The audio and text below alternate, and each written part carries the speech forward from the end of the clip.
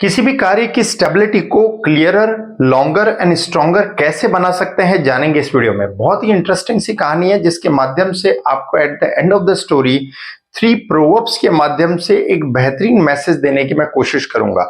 कहानी को एंड तक देखें और साथ में नोटबुक पेन लेकर बैठे ताकि जो भी नया मैसेज, नया इंग्लिश का वर्ड आपको मिले तो आप तुरंत लिख पाए। So this story, again I will tell you, it is a mythological story in which there is a description of the bad soul versus the good soul। तो एक बार बुरी आत्माएं और अच्छी आत्माएं दोनों के बीच में डिस्कशन चल रहा था, क्योंकि बुरी आत्माएं जो है वो खंडरों में रहती थी और अच्छी आत्माएं जो है महलों में रहती थी। तो अच्छी आत्माएं कहीं बुरी आत्माओं को ये फील करवाती थी कि तुम अपने कर्मों की वजह से ही इन खंडरों में रहते हो, लेकिन बुरी आत्माएं इस फैक्ट को एक्सेप्ट करने को तैयार नहीं थी और वो ये फैक्ट लेकर पहुंच जाती है भगवान के पास और जाकर ऐसा कहती है कि हम ऐसा महसूस कर रहे हैं भगवान कि हमारे साथ भेदभाव हुआ है।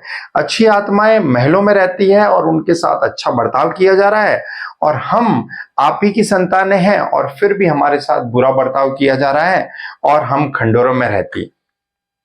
अब भगवान ने उनकी बातें तो सुनी, लेकिन उनको कहा कि मैंने इसमें कोई भेदभाव नहीं किया है, जो भी तुम्हारे साथ हो रहा है वो तुम्हारे कर्मों का ही नतीजा है। लेकिन फिर भी बुरी आत्माएं ये फैक्ट एक्सेप्ट करने को तैयार नहीं थी। उन्होंने भगवान से बहुत अनुरोध किया कि हमें भी जो है रहने के लिए महल मिले और हमारे साथ भी अच्छा बर्ताव किया जाए।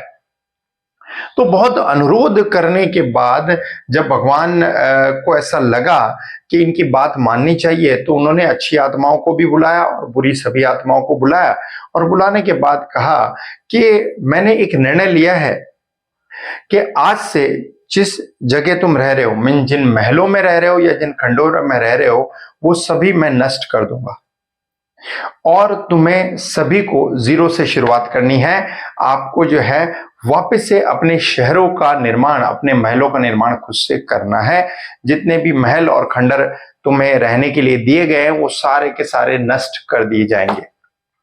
जैसे भगवान ने ऐसी घोषणा की तो उनमें से एक आत्मा बोली, भगवान अगर ऐसा होगा तो हमें वापस से महलों का निर्माण करने के लिए ईंटों की आवश्यकता पड़ेगी, तो हमें ईंटें कहां से मिलेगी?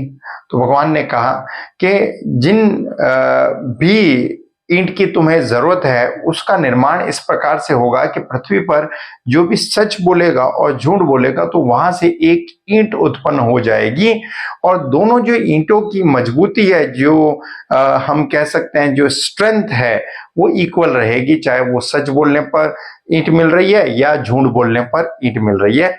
तो जैसे ये भगवान ने कहा तो बुरी आत्माओं ने तुरंत अपना मत रखा कि हम झूठ बोलने वालों पर मिलने वाली ईंटें को एक्सेप्ट करेंगे और अच्छी आत्माओं ने ये एक्सेप्ट किया कि हम सच बोलने वाले जो है ईंटों पर हम एक्सेप्ट करेंगे। क्योंकि दुनिया में पृथ्वी पर झूठ बोलने वालों की संख्या ज्यादा है, तो बुरी आत्माओं को लगा कि हमें तुरंत जो है शहर का निर्माण हम कर पाएंगे, क्योंकि हमें लगातार ज्यादा क्वांटिटी में ईंटों की संख्या मिलेगी।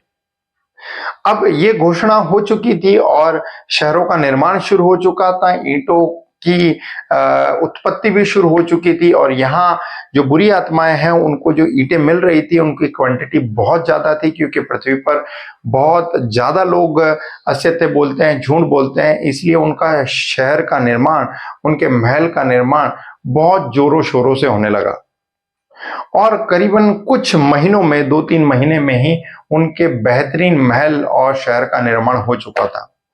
उसी की दूसरी तरफ देखा जाए तो बुरी आत्माओं का अभी फाउंडेशन लेवल भी क्लियर नहीं हुआ था, मीन्स अभी तो वो कह सकते हैं बेसिक उनकी नींव भरने में ही लगे थे। यहाँ बुरी आत्माएं बहुत खुश हो रही थी और अच्छी आत्माएं सिर्फ अपने काम पर ध्यान दे रही थी, अपना जो है महल का निर्माण कर रही थी। अब ये महल पूर्ण रूप से कंप्लीट हो चुका था बुरी आत्माओं का कि कुछ ही महीनों के अंदर जगह जगह जो लगी हुई ईंटें थी वो गायब होने लगी। उनकी नींव से, उनकी दीवारों से, उनकी छत से, अलग अलग जगह से ईंटें गायब होने लगी। ये देखकर बुरी आत्माएं बड़ी आश्चर्यचकित हो गई और वो भगवान के पास पहुंची और उन्होंने कहा हे भगवान, ये क्या हो रहा है? हमारा शहर, हमारा महल तो फिर से खंडर में तब्दील होता जा रहा है। भगवान ने उनकी बात सुनी। अच्छा, तुम्हारा शहर और महल फिर से खंडर में तब्दील होता जा रहा है। मुझे लगता है कि जो झूठ बोला गया था पृथ्वी पर, वो वापस से पकड़ लिया गया है।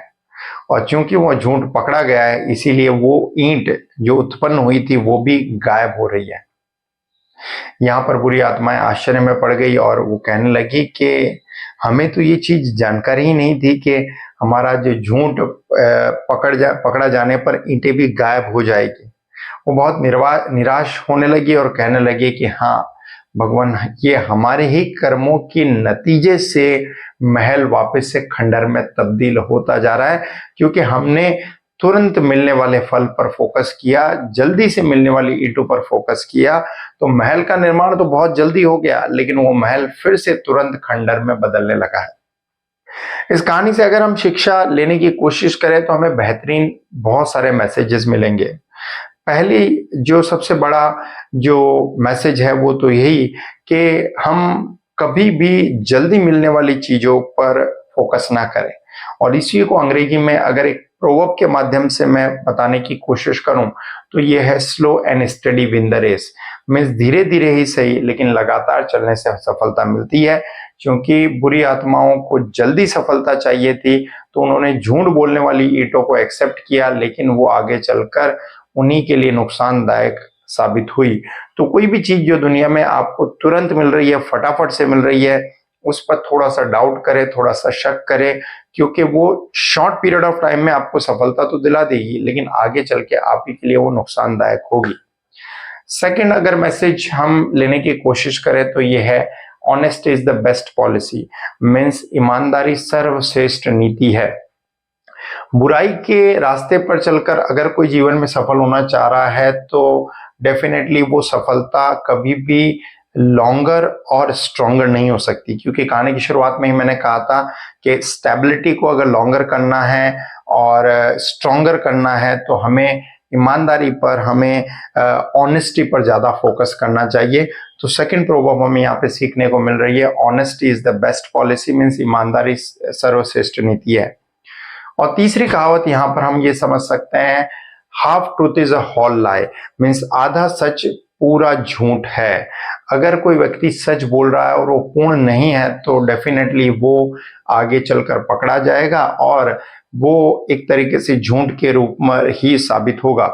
क्योंकि बुरी आत्माओं का जो शहर है वो झूठ पर आधारित हुआ था, झूठ पर उनका महल का निर्माण हुआ था। तो महल का निर्माण तो हो गया, लेकिन आगे वही खंडर में भी फटाफट से तब्दील हो गया।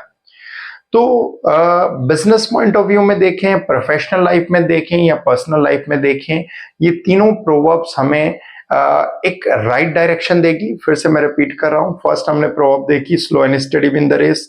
Second, honesty is the best policy. And third is a half truth is a whole lie. I believe इस कहानी के माध्यम से एक बहुत बेहतरीन मैसेज आप अपनी लाइफ में ले पाएंगे। अगर कहानी अच्छी लगी है तो फैमिली मेंबर्स और फ्रेंड्स को जरूर शेयर करें। अपनी लाइफ में इन मैसेजेस से या इन प्रोवर्ब से क्या लर्निंग आपको मिलती है वो कमेंट बॉक्स में जरूर शेयर करें, because when you share definitely you start to think a lot. क्योंकि हम बिना कोई चीज समझे लिख नहीं सकते, तो आप अपनी पर्सनालिटी पर भी इसके जरिए काम कर पाएंगे।